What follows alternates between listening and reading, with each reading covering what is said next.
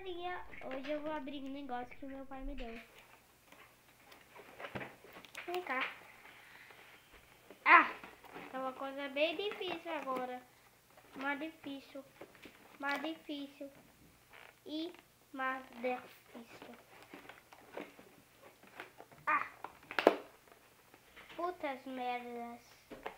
Não vou conseguir abrir isso nunca.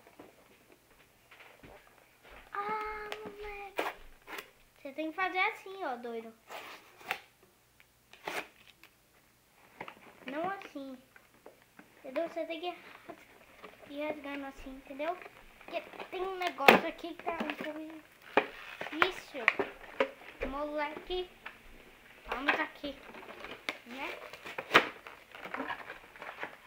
Assim, isso é de um desenho.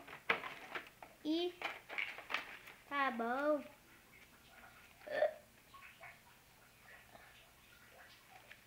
Isso é um desenho tal. E veio esse aqui, ó, as capinhas. E eu já tinha um, tá? Esse é o próximo. Veio aqui a cartinha dela. 100. 50. Meu Deus do céu. Olha. Sabe quanto é? 90, 100. Peraí. 90, 100, 250, meu Deus. Tem um adesivozinho aqui. E aqui está ela. Então eu vou lá aqui, deve ser uma coisa bem difícil. Au! Abri. Meu Deus. É uma coisa muito difícil. Mente difícil.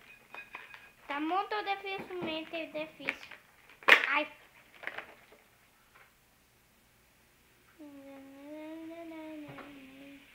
Uou!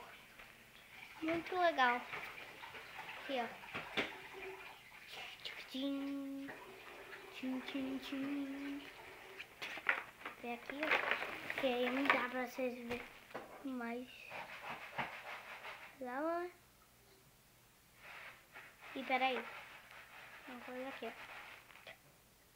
E... esse aqui é de um desenho que eu... ó, esse aqui vem, então...